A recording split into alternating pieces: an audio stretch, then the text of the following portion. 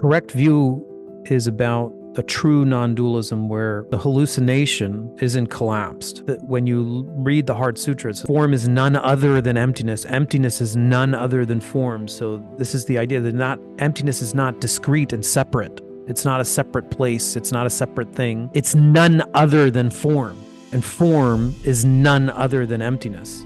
They're not two things. So, the form is emptiness is easier to understand. That just requires a little analysis. So you could look at your computer screen or your mobile phone or your Keith's hat. Everybody look at Keith's hat.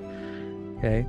Just choose something and then analyze it. What is it made of? It's made of parts, and then the parts are made of parts, and the parts are made of parts, and suddenly you go from the superficial sense that it's one thing into it breaks down, like the classic analogy in the text is of a chariot or a car or Empire State Building or whatever. But form is emptiness is easier.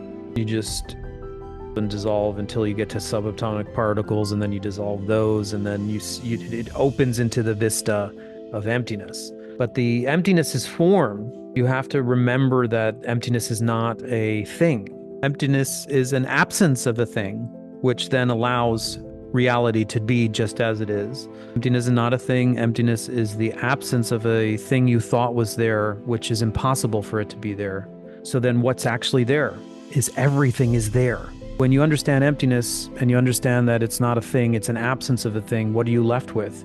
You're left with all the things, just as they are. What remains, though, is no fundamental, visceral sense that it's a thing as it appears. There's no more confusion about the thing that you're perceiving and the way that it appears. So that's why they call it correct view. They're not saying the world disappears. They're saying the world appears as it actually is. So before there was a mountain, then there was no mountain, then there was the mountain again. Ordinary perceptions views the mountain as a subject-object duality. It's an inherent mountain. It's made of boulders and trees.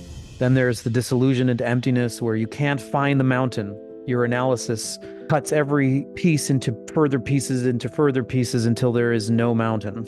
And you're not, the danger is that you're left there. That's where apathy can be built.